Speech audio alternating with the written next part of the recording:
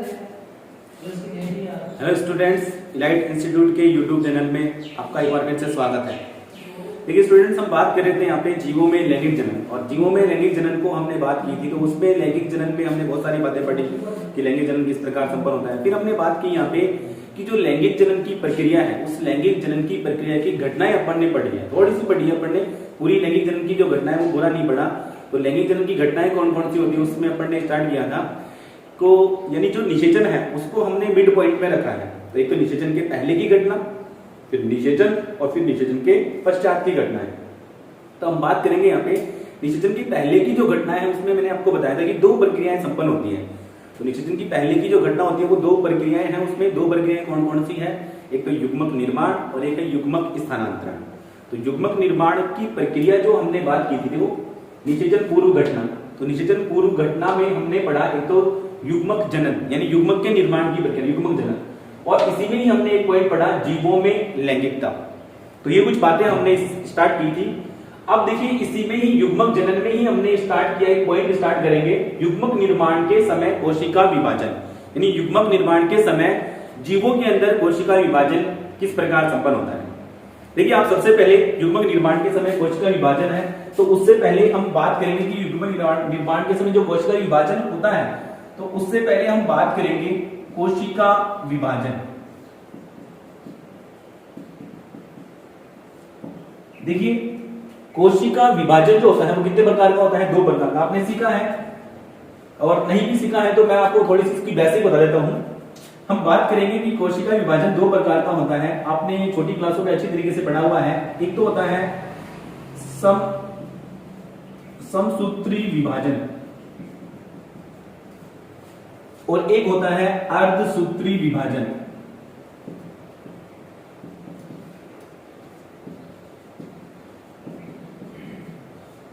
देखिए एक तो होता है समसूत्री विभाजन और एक क्या है? अर्धसूत्री विभाजन। तो थोड़ा सा इसके बारे में सीखेंगे। जैसे मैंने यहां पर एक सेल बनाई है, और इस सेल में जैसे मैं एक क्रोमोसोम बना रहा हूं,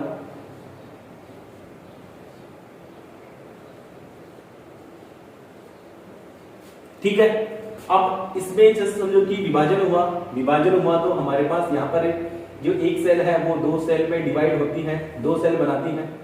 और ये समझो कि जैसे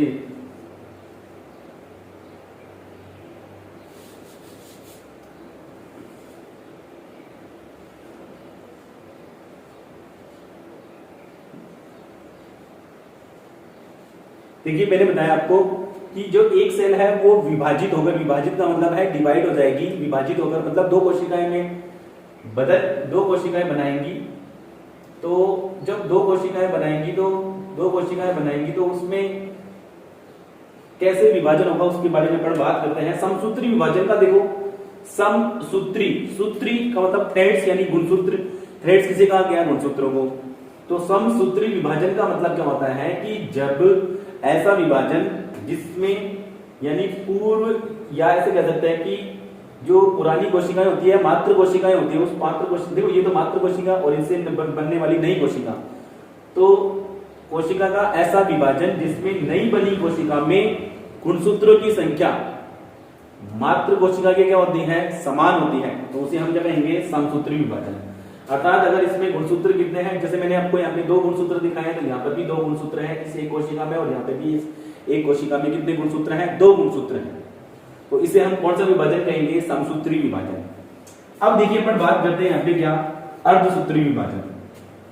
समझो कि जैसे अपन बात करेंगे कि ये मैंने एक सेल है और एक सेल के अंदर ये क्रोमोसोम की बात करें। एक सेल है, ये विभाजित हुई,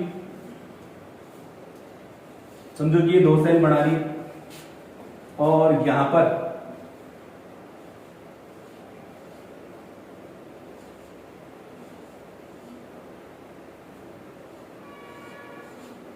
ये दोनों एक सेल से दो कोशिकाएं निर्मित हुई, और इस एक कोशिका में एक गुणसूत्र और इस एक कोशिका में एक गुणसूत्र। तो इस एक कोशिका से निर्मित दोनों कोशिकाओं में जब गुणसूत्रों की संख्या कितनी रह जाती है? आधी रह जाती है। तो उसे अपन कौन सा विभाजन कहेंगे? अर्धसूत्री विभाजन।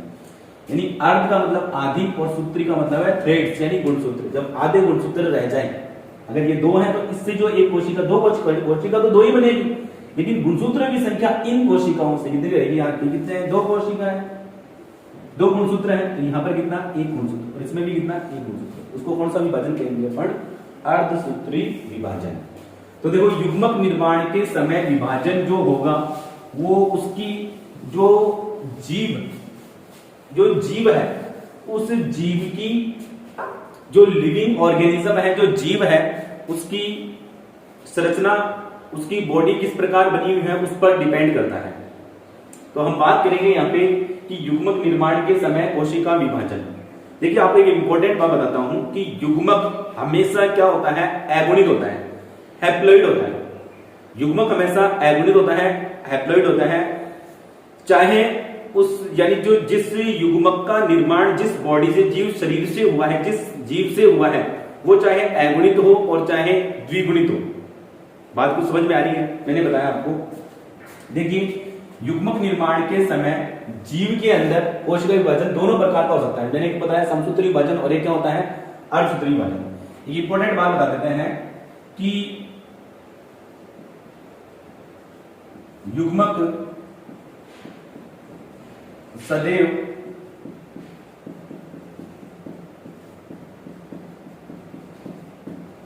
एगोनिक होता है। इंपॉर्टेंट बात है कि युग्मक जो बनेगा, गैमेट जो बनेगा, चाहे फीमेल गैमेट बने चाहे मेल गैमेट बने, वो हमेशा क्या होता है? एगोनिक होता है। इंपॉर्टेंट बात यह है। अब दूसरी बात करें हम, देखिए मैं आपको स्टेप बाय स्टेप अपन बात करते हैं। जैसे अपन बात करें सरल जीवों की बात करें, शैवाल है, फंजाई है, ब्रायोफाइटा है, ये सारे जो जीव होते हैं वो हैप्लॉइड होते हैं, एगोनिक होते हैं। इनकी जो बॉडी होती है, प्लांट बॉडी जो होती है, इनका जीव शरीर होता है वो क्या होता है? एगोनिक होता है। अब इनसे जब इनका यानी लैंगिक जनन जब करेंगे तो युग्मक का जब निर्माण होगा तो इनमें क्या रहेगा? कौन सा विभाजन होगा? समसूत्री विभाजन।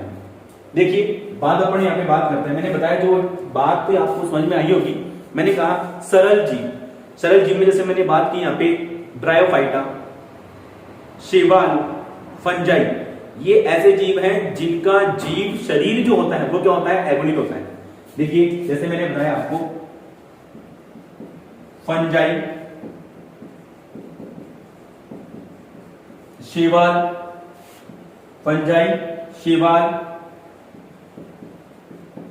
ब्रायोफाइटा, इन सभी का, तीनों का जीव शरीर जो होता है वो क्या होता है? एगोनिक होता है। इन तीनों जीवों का जीव शरीर जो होता है वो क्या होता है भाई? एगोनिक होता है। चाहे फंजाई हो, चाहे शैवाल हो, चाहे ब्रायोफाइटा, इन जीवों का जीव शरीर एगोनिक होगा। तो युग्मक निर्माण के समय इनमें चाहे नरयुग्मक हो और चाहे मादा युग्मक हो, उनके निर्माण के समय इनमें जो विभाजन होगा वो कौन सा होगा? समसूत्री विभाजन। तो हम यहां पे लिख सकते हैं इन जीवों में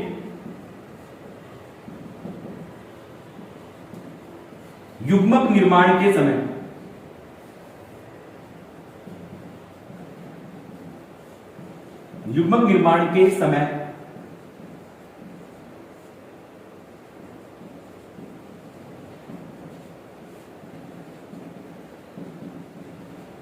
समसूत्री विभाजन होता है।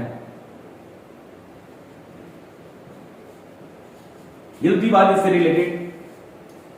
अब देखिए जैसे इनके अंदर समसूत्री विभाजन होगा तो फिर समसूत्री विभाजन होगा तो फिर देख नरयुग्मक और मादा युग्मक क्या होंगे? संगलित होंगे, यानी निषेचन की प्रक्रिया संपन्न होगी। और निषेचन से हमारे पास युग्मनज क्या बनेगा? युग्मनज जो बनेगा वो डिप्लॉइड बनेगा। लेकिन हमने क्या कहा है कि इनका जीव शरीर जो होता है वो क्या होता है भाई? एगोनिक। तो अब इंपॉर्टेंट बात याद रखना कि इनके युग्मनज में कौन सा विभाजन होता है? अर्धसूत्री विभाजन। इंपॉर्टेंट बात है ना ये, तो ध्यान रखना कि इन जीवों में युग्मक निर्माण के समय तो कौन सा विभाजन होगा? समसूत्री विभाजन। तथा युग्मनज में ध्यान रखना, ये बात याद रखना। और ये वाली बात, युग्मक निर्माण के समय तो कौन सा विभाजन? समसूत्री विभाजन इन जीवों में। लेकिन जब युग्मनज में अर्धसूत्री विभाजन होता है।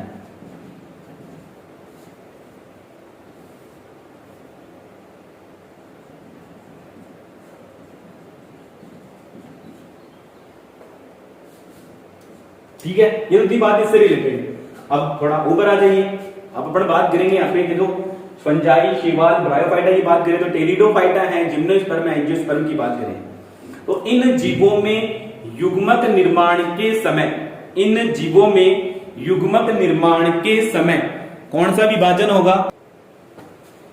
देखिए मैंने क्या बताया आपको, मैंने कहा यहाँ पे कि फंजाई, शैवाल, ब्रायोफाइटा के बाद में हम बात करेंगे यहाँ पे किससे रिलेटेड। हमने बात की यहाँ पे जैसे अपना जैसे टेरिडोफाइटा है, जिम्नोस्पर्म है, एंजियोस्पर्म है, ये जो प्लांट होते हैं, प्लांट की बात करें, इन प्लांट की बात करें तो ये मैंने बात की यहाँ पे टेरिडोफाइटा, फिर मैंने बात की यहाँ पे जिम्नोस्पर्म, जिम्नोस्पर्म, और फिर हमने बात की यहाँ पे क्या,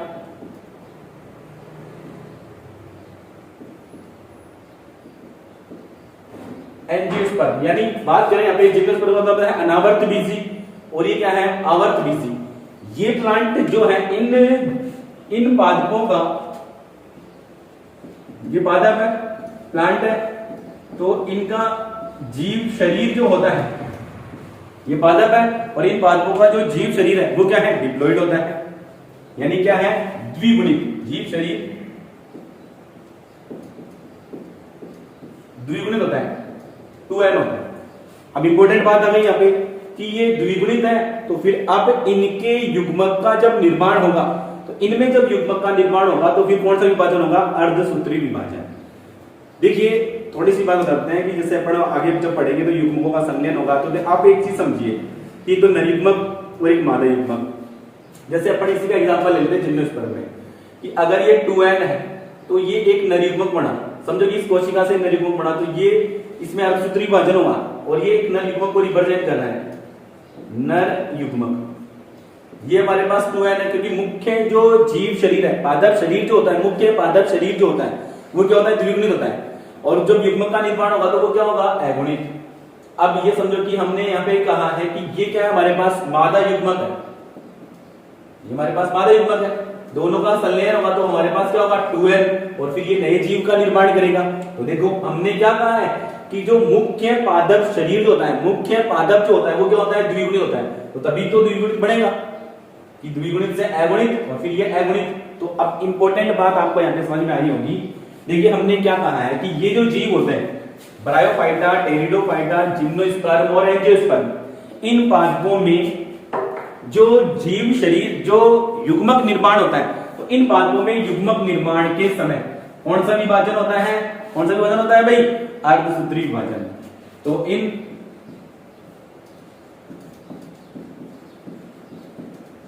पादपों में, इन पादपों में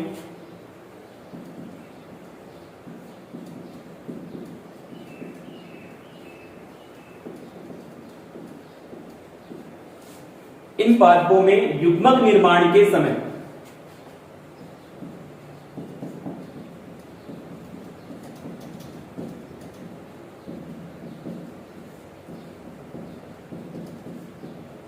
देखिए मैंने क्या बताया कि इन पादपों में युग्मक निर्माण के समय अर्धसूत्री विभाजन होता है। अब देखिए ये थी बात क्या, एक तरीके से जैसे अपन बात करें जंतुओं में भी, जो विकसित जंतु हैं उसके बारे में बात करें, जंतुओं के अंदर भी क्या होगा कि ये तो प्लांट से रिलेटेड बात की है। अब जैसे अपन बात करेंगे आपने क्या कि देखो वास्तव में हम अगर आगे जब चैप्टर पढ़ेंगे, दूसरा पढ़ेंगे, तीसरा चैप्टर पढ़ेंगे, तो दूसरे और तीसरे चैप्टर में पढ़ेंगे तो एक तो एंजियोस्पर्म है और एक मनुष्य है, तीसरे चैप्टर में मनुष्य के बारे में पढ़ेंगे अपन। तो युग्मक निर्माण के समय उनमें कौन सा विभाजन होगा, अर्धसूत्री विभाजन। देखो अभी मैंने बताया था आपको कि युग्मक जनन, तो जनन कोशिका से युग्मक का जब निर्माण हुआ तो उसमें कैसे हुआ था, कौन सा विभाजन हुआ, उसमें विभाजन जो होगा वो कौन सा होगा, अर्धसूत्री विभाजन। इंपॉर्टेंट है, लेकिन जो सरल जीव है उनमें कौन सा विभाजन होता है, समसूत्री विभाजन। तो अब बड़ी इसी प्रकार बात करते हैं यहाँ पे कि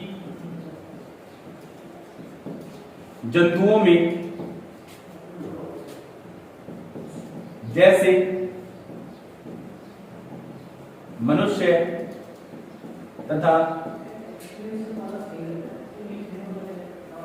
देखिए जंतुओं में जैसे मनुष्य तथा विकसित जीव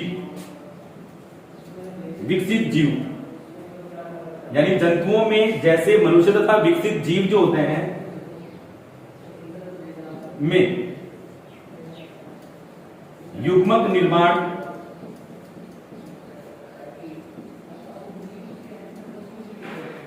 निर्माण के समय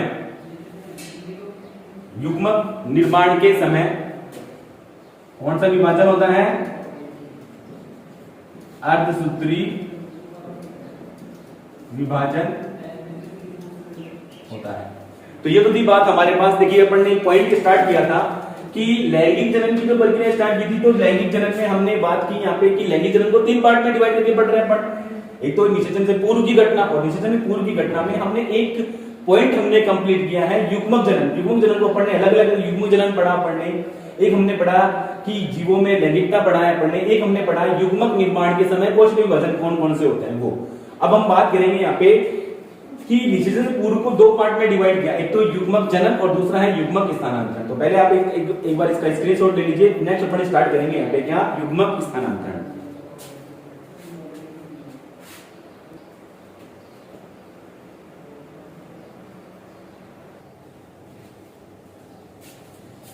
देखिए हम बात करेंगे यहाँ पे, हमने स्टार्ट किया था कि निषेचन से पूर्व की घटना। तो निषेचन से पूर्व की घटना में हमने 2 बातें की हैं।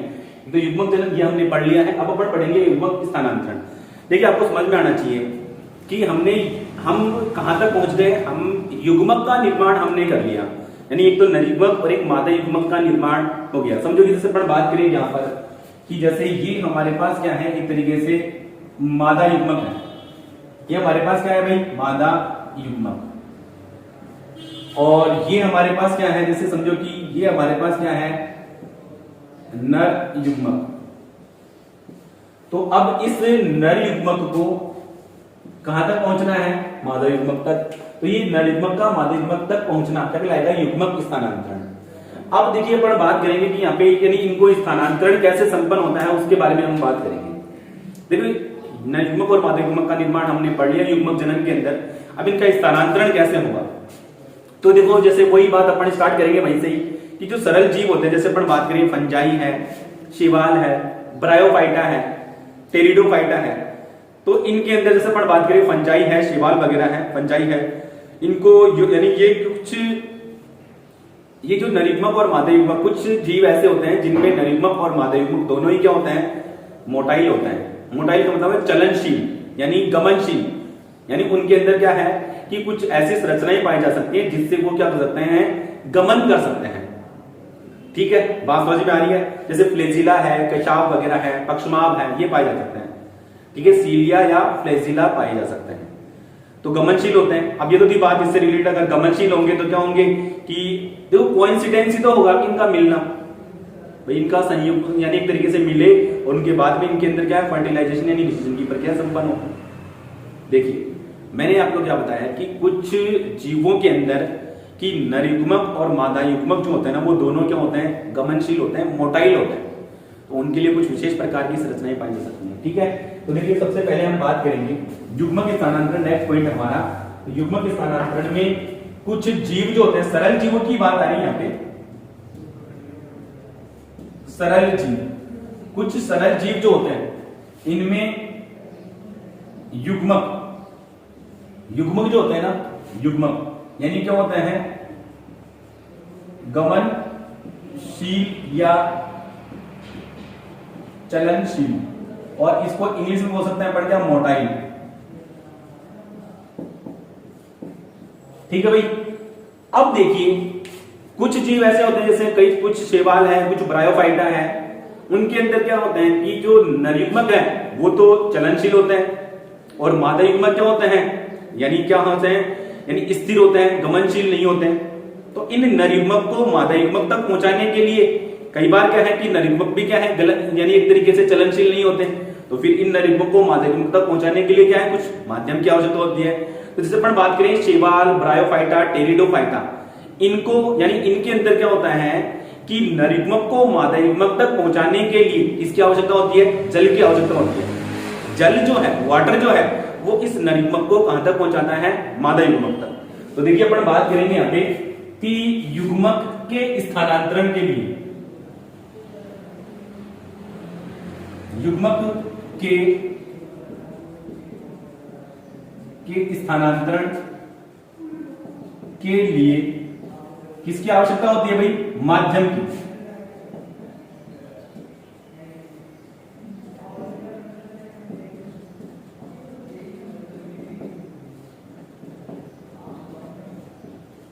देखिए माध्यम की आवश्यकता होती है। माध्यम की आवश्यकता क्यों हुई कि कुछ जीवों के अंदर, जैसे कुछ शैवाल की अपन एग्जांपल लें, कुछ शैवाल के अंदर देखो कुछ शैवाल तो ऐसे हैं जिसमें नर युग्मक और मादा युग्मक दोनों ही क्या है? गमनशील है, चलनशील है।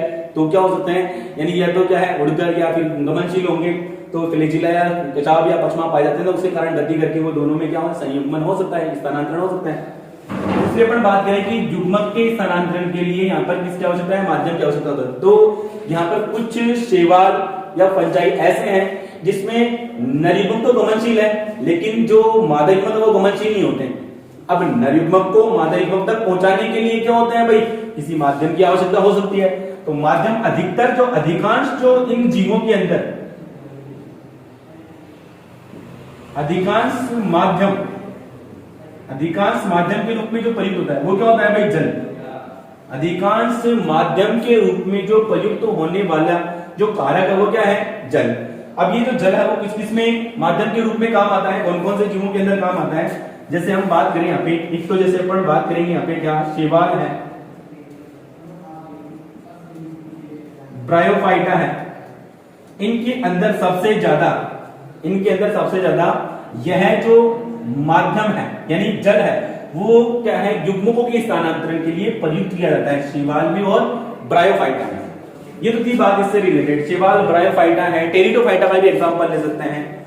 इसके अलावा देखो यहाँ पर जैसे अपन बात करें कि विकसित जीव है, तो विकसित जीवों की बात करें अपन, विकसित जंतुओं की बात करें अपन, तो विकसित जंतुओं से पहले मैं आपको बताता हूं कि जैसे प्लांट के अंदर बात करें अपन, पादप के अंदर जैसे अपन बात करें एंजियोस्पर्म की बात करें। देखिए आपको बताते हैं एक बार कि थोड़ी सी मैं आपको पहले बता देता हूं कि समझो कि ये एक स्ट्रक्चर है। ये एक तरीके से हम बात करेंगे कि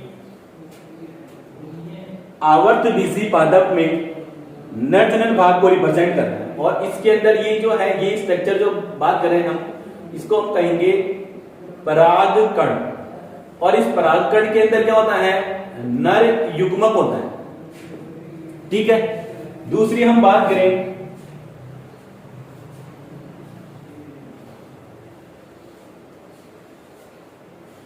ये स्ट्रक्चर, तो इस स्ट्रक्चर की बात करें तो ये जो स्ट्रक्चर है वो किसको? मादा जनन भाग को प्रदर्शित कर रहा है। और मादा जनन भाग के अंदर जो ये संरचना है ऐसे, इस रचना के अंदर क्या है? मादा युग्मक अंड कोशिका है। अब देखो अंड कोशिका तो यहाँ पर जो नॉन मोटाइल है, यहाँ पर ये परागकण जो कण रूपी संरचना है, तो ये परागकण जो है वो यहाँ से अगर यहाँ तक पहुंचेंगे तो इनका स्थानांतरण यहाँ से यहाँ पर हो, इनका स्थानांतरण, परागकणों का स्थानांतरण यहाँ से यहाँ पर हो, यहाँ से फिर ये यहाँ पर आएंगे, तो इनका स्थानांतरण यहाँ पर हो, तो इसके लिए यहाँ पर क्या है? कुछ माध्यम की आवश्यकता होती है। तो माध्यम यहाँ पर अलग अलग हो सकते हैं। तो हम बात करेंगे यहाँ पे क्या कि विकसित पादप जो होते हैं, क्योंकि विकसित पादप के अंदर परागकण, देखो हमने बात की यहाँ पे विकसित पादप,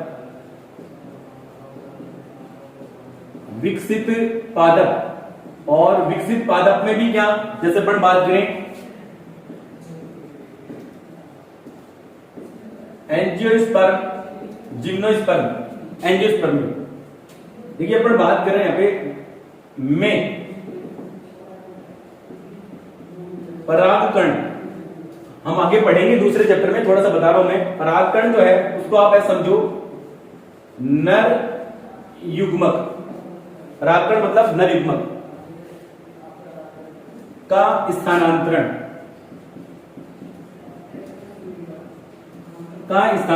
जो है वो किसके द्वारा होता है भाई? वायु के द्वारा हो सकता है, जल के द्वारा हो सकता है, वायु के द्वारा हो सकता है, जल के द्वारा हो सकता है, कोई पक्षी वगैरह के द्वारा हो सकता है, किसी जीव के द्वारा या जंतु के द्वारा हो सकता है। तो ये सारी प्रक्रियाएं संपन्न होंगी। यानी युग्मक स्थानांतरण के लिए, यानी युग्मक का जो स्थानांतरण है परागकण यानी मादा युग्मक तक पहुंचते हैं, यानी नर युग्मक मादा युग्मक तक पहुंचते हैं, तो उनका स्थानांतरण वायु, जल, पक्षी, जंतु इनके द्वारा संपन्न हो सकता है। अब देखिए अपन बात करेंगे यहाँ पे क्या कि मनुष्य या फिर दूसरे जंतुओं की बात करें तो दूसरे जंतुओं के अंदर क्या है कि युग्मकों का स्थानांतरण जो है उनके लिए क्या होते हैं कि जैसे अपन बात करें मनुष्य, तो मनुष्य के अंदर मनुष्य की बात करें,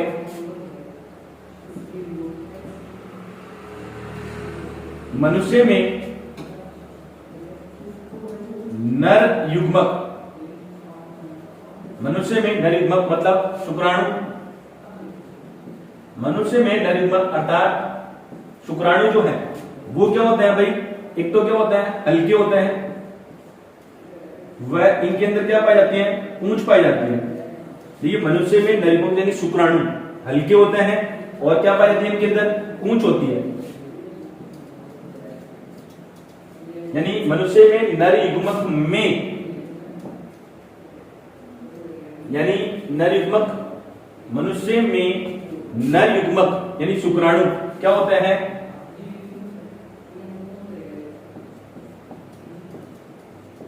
हल्के होते हैं तथा इनमें पूंछ होती है, जो क्या होती है जिससे ये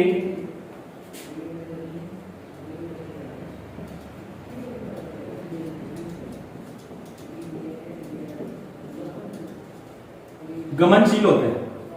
तो ये एक तरीके से हमने क्या है स्थानांतरण से रिलेटेड बातें की है कि अलग अलग प्रकार के कारक है वो काम आ सकते हैं।